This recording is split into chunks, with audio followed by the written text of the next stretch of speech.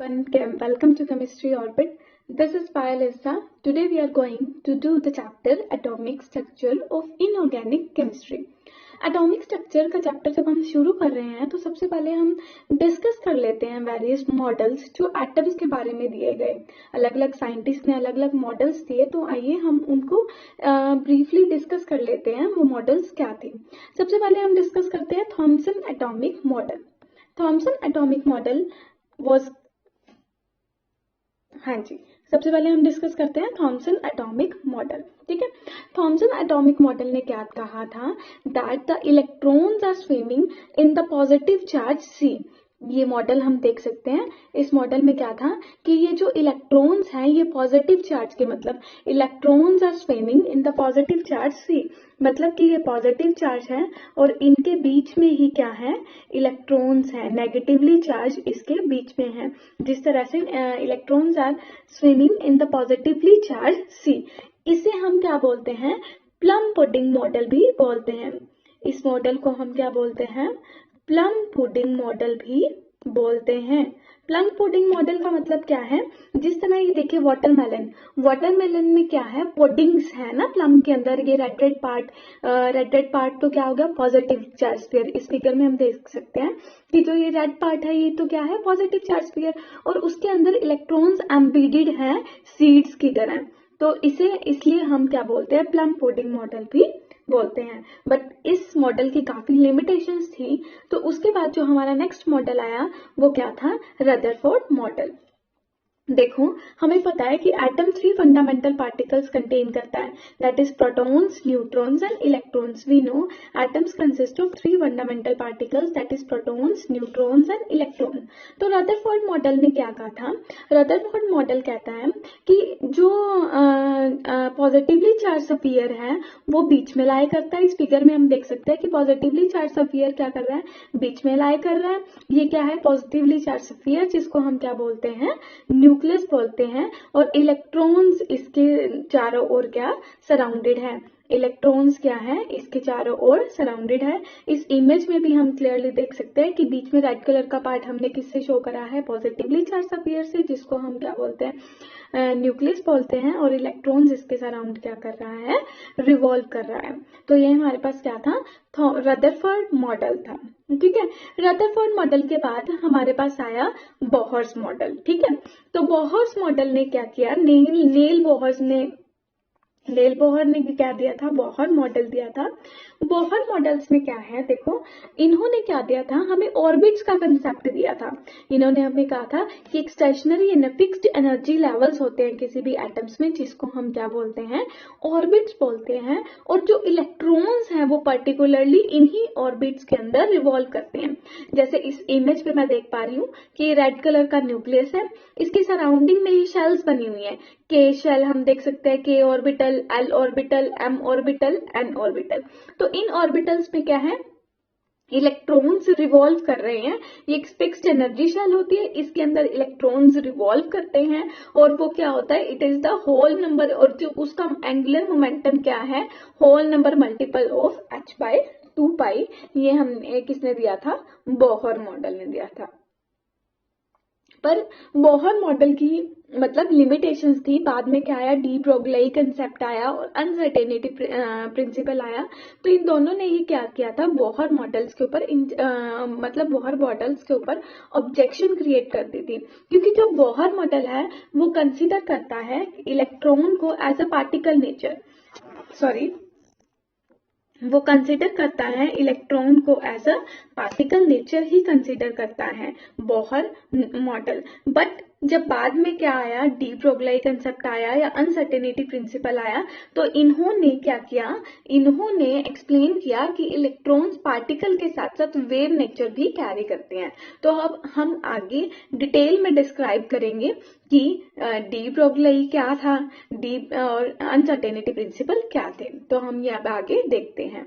Next है हमारे पास de Broglie concept of matter waves. De Broglie concept of matter waves. जैसा कि मैंने अभी आपको एक्सप्लेन किया कि डी ब्रोगली से पहले बोहर मॉडल था। बोहर मॉडल ने क्या कहा था, वो इलेक्ट्रॉन को एज अ पार्टिकल लेकर चल रहे थे। जब हम इलेक्ट्रॉन को एज अ पार्टिकल लेकर चलते हैं, जब हम इलेक्ट्रॉन को एज अ पार्टिकल लेकर चलते हैं, तो दैट मीन्स हम बात कर रहे हैं किसकी, क्लासिकल मैकेनिक्स की। बट अब डी ब्रोगली ने क्या किया था कि इन्होंने इलेक्ट्रॉन को, इन्होंने क्या हमें कॉन्सेप्ट क्या दिया था कि इलेक्ट्रॉन का वेव कैरेक्टर भी होता है। तो यहां से किसकी शुरुआत होती है, हमारे पास क्वांटम मैकेनिक्स की। ठीक है, तो डी ब्रोगली क्या कहते हैं, डी ब्रोगली कहते हैं suggested that just as a light exhibit wave and particle properties, the microscopic particles such as electron, proton, neutrons, atom molecules have dual character। ये क्या कहते हैं कि जिस तरह से हम कहते हैं कि लाइट, आइंस्टाइन ने हमें बताया था कि लाइट एक तो कैसे एग्जिस्ट करती है, एक तो एग्जिस्ट करती है एज अ पार्टिकल नेचर और दूसरी कैसे एग्जिस्ट करती है, as a wave nature.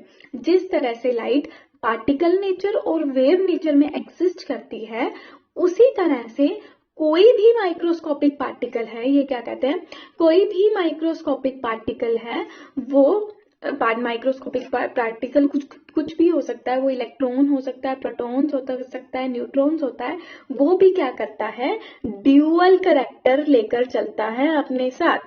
That means उसका क्या होगा, पार्टिकल कैरेक्टर भी होगा और वेव कैरेक्टर भी होगा। According, all the material particle in motion possesses the wave character। कोई भी मटेरियल पार्टिकल है, कुछ भी चल रहा है, इवन अब अगर बॉल की बात करते हैं, बॉल क्या एक मटेरियल है, वो जब चल रही है ना बॉल, मतलब बॉल को हम आगे या हम खुद भी चल रहे हैं, तो दैट मीन्स हम क्या अपने साथ लेकर चल रहे हैं, एक वेव कैरेक्टर लेकर के चलते हैं। वो अलग बात है कि मैक्रोस्कोपिक पार्टिकल्स की वेव सिग्निफिकेंट है या नहीं, वो हम आगे डिटेल में डिस्कस करेंगे। बट अभी तक हम इतना समझते हैं कि कोई भी मटेरियल पार्टिकल है, वो उसके अंदर वो क्या पोजेसेस करता है, वो वेव कैरेक्टर पोजेसेस करता है।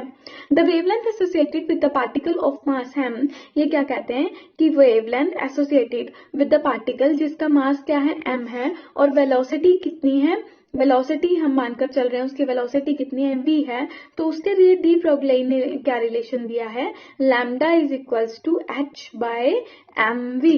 Lambda is equals to h by mv, ये किसने दिया है, डी ब्रोगली ने रिलेशनशिप दिया है। Where h is what, h is what, h is Planck's constant. h हमारे पास क्या है, प्लैंक्स कांस्टेंट है, m हमारे पास क्या है, मास है, v हमारे पास क्या है, वेलोसिटी है।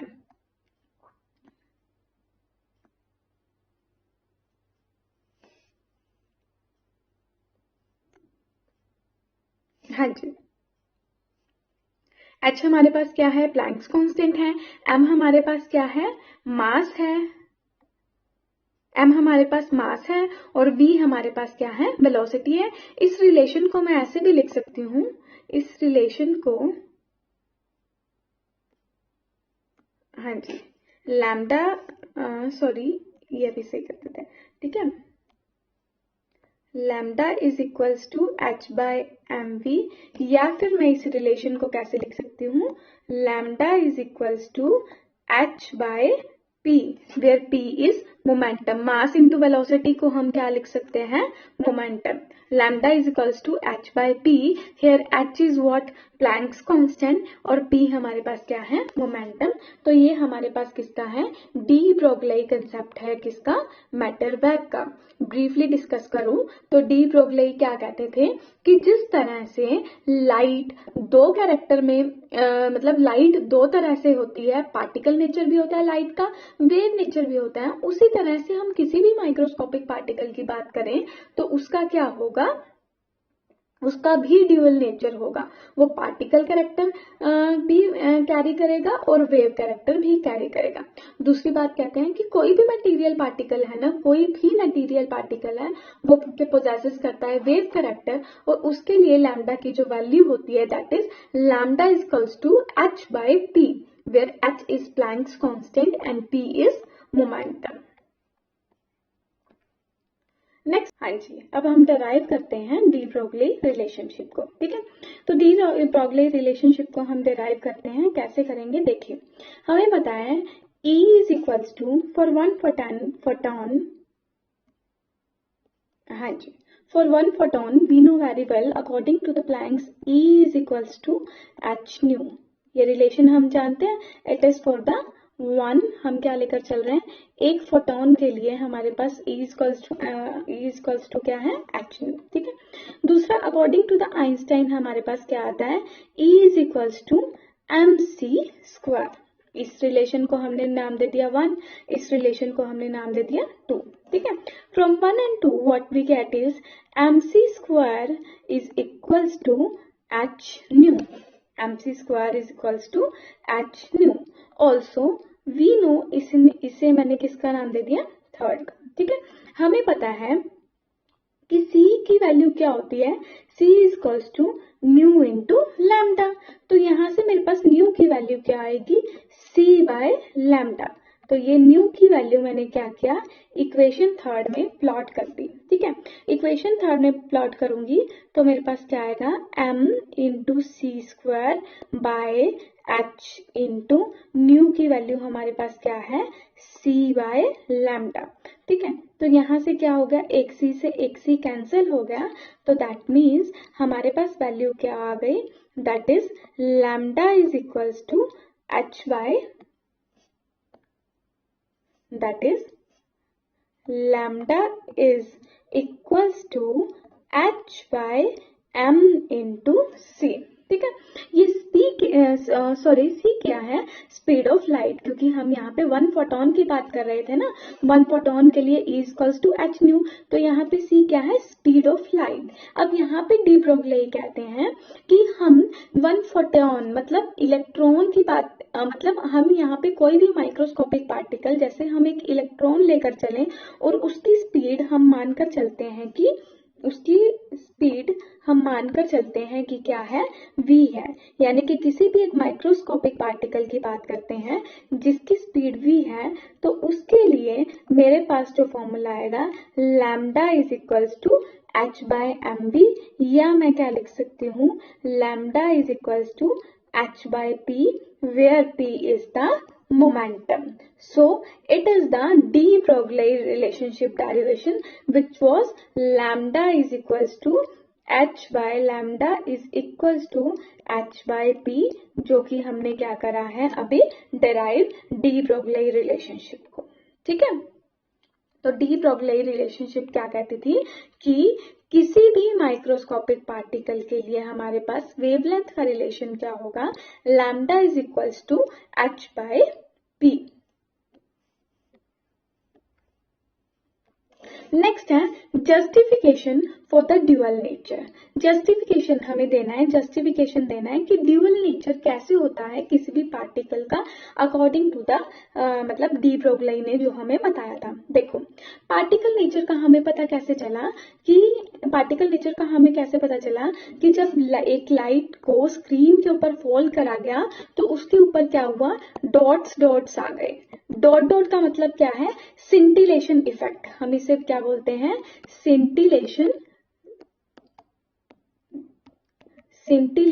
इफेक्ट।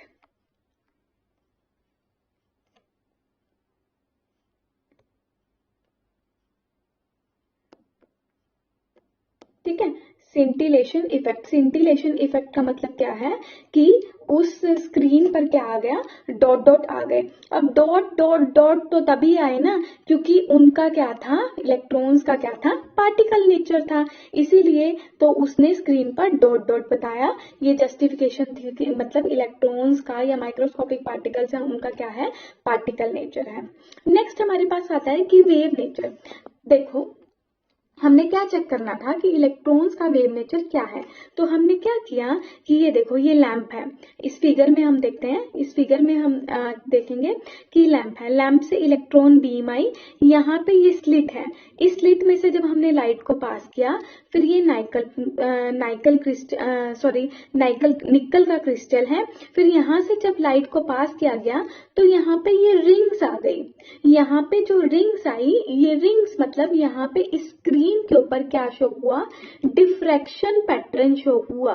क्या शो हुआ, इस रिंग के अंदर क्या शो हुआ, डिफ्रैक्शन पैटर्न शो हुआ। ये डिफ्रैक्शन पैटर्न का मतलब क्या होता है, वेव्स शो हुई। तो ये वेव्स बिल्कुल, ये पैटर्न बिल्कुल ही ऐसा था जैसे एक्सरेज का होता है। अब क्योंकि ये वेव्स एक्सरेज जैसी थी तो दैट मीन्स हमें क्लियर हुआ कि इलेक्ट्रॉन बियर करता है वेव नेचर को। मैं एक बार दोबारा से आप लोगों को बताना चाहूंगी, वेव नेचर का हमने कैसे पता लगाया कि लैंप में जब एक स्लिट में से हमने लाइट को पास किया इस निकल क्रिस्टल प्रिज्म के थ्रू, तो स्क्रीन पे एक डिफ्रैक्शन पैटर्न मतलब वेव्स रिंग्स अपीयर हुई। ये हमें लाइट की रिंग्स अपीयर हो रही है ना, ये डिफरेंट, ये देखो ये रिंग्स अपीयर हुई। तो ये रिंग्स क्या थी, ये जो रिंग्स अपीयर हुए, ये रिंग्स बिल्कुल वैसी ही थी जैसे एक्सरेज की होती है। अब क्योंकि ये एक्सरेज की थी, एक्सरेज का क्या है, वेव कैरेक्टर है, तो दैट मीन्स इलेक्ट्रॉन भी क्या कैरी करते हैं, वेव नेचर को कैरी करते हैं। तो it was the justification for the dual nature of the, it was the justification for the dual nature for the electrons. Next हम डिस्कस कर रहे हैं, हाँ जी, नेक्स्ट हम डिस्कस कर रहे हैं wave nature of electrons and quantization of angular momentum. देखो स्टेशनरी, दो तरह की वेव्स होते हैं, स्टेशनरी वेव्स। वैसे जनरली हमें पता है कि कोई भी वेव है, सपोज ये मेरे पास वेव है, ठीक है, ये मेरे पास क्या है, वेव है, ठीक है।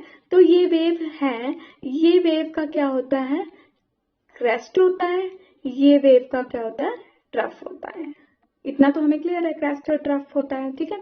अब देखो ये क्या कहते हैं, ये हमें क्या कहते हैं कि if the two ends of the wave meet to give a regular, जैसे मतलब two ends of the wave, ये सपोज कोई वेव है, यहाँ पे इस फिगर में देखिए,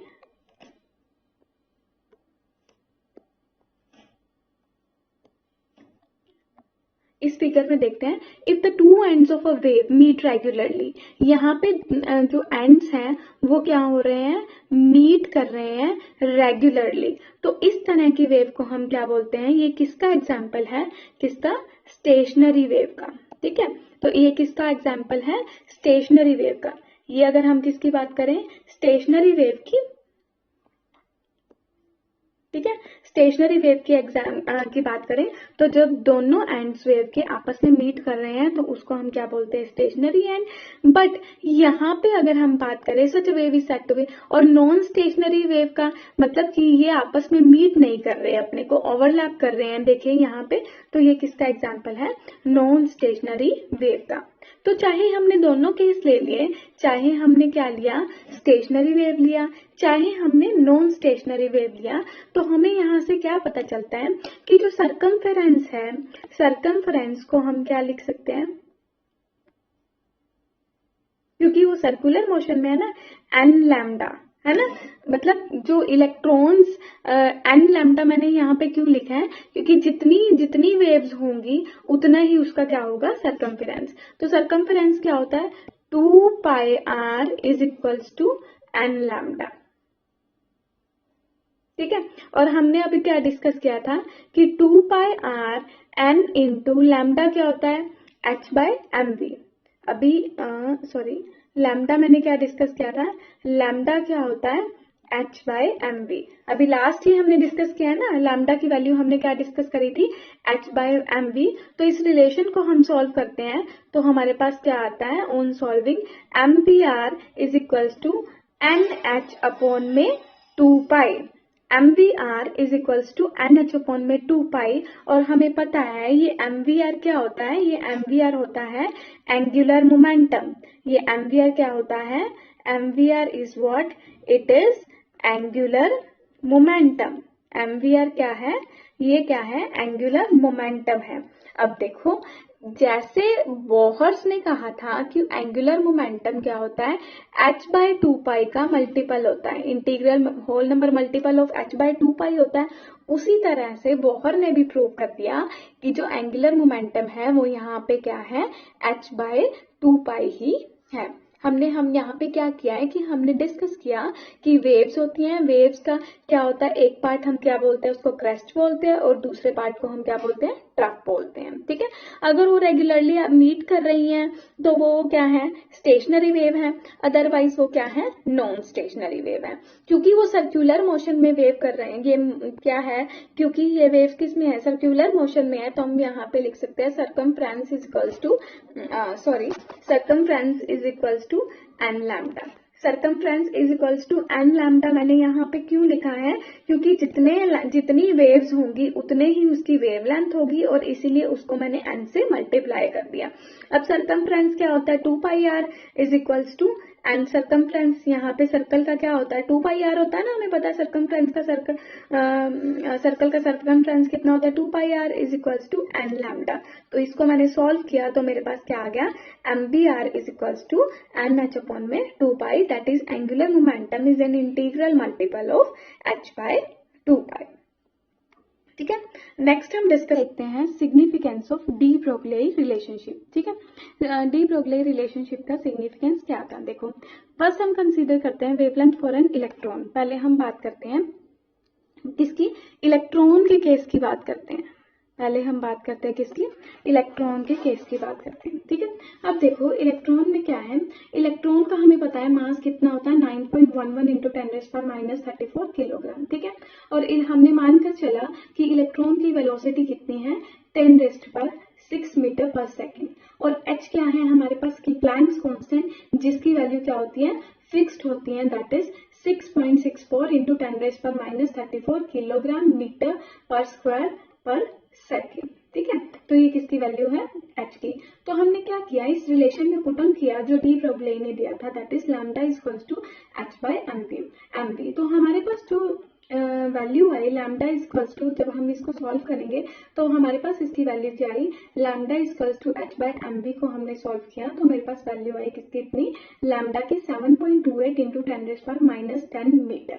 ठीक है, फिर मैंने क्या लिया, एक बॉल का केस लिया, बॉल के अंदर मैंने मास कितना देखा, मास कितना था बॉल का, 10 ग्राम, मतलब मिनिमम से मिनिमम तो बॉल का मास कितना हो सकता है, 10 ग्राम में लिख सकती हूँ। ठीक है, वेलोसिटी मैंने सेम रखी, जितनी मैंने इलेक्ट्रॉन की वेलोसिटी ली थी उतनी ही वेलोसिटी मैंने सेम रखी बॉल की, और h की वैल्यू भी तो क्या है, कांस्टेंट है, h की वैल्यू भी क्या है, कांस्टेंट है।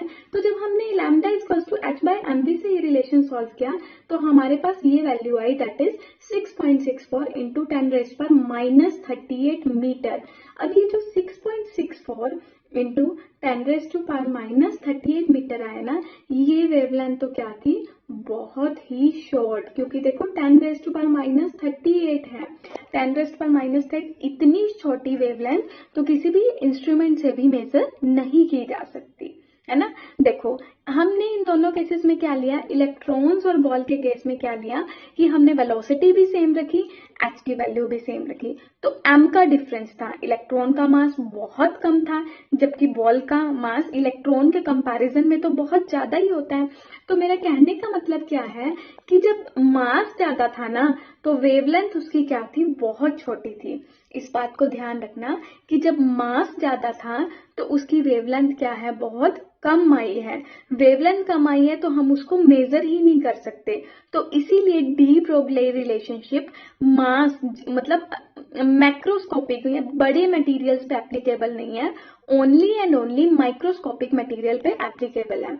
आप देख सकते हो जैसे lambda equals to h by mv, हम यहाँ से भी देख सकते हैं m जितना ज्यादा होगा वेवलेंथ उतनी शॉर्ट होगी, वेवलेंथ जितनी शॉर्ट होगी तो उसको मेजर करना मुश्किल है।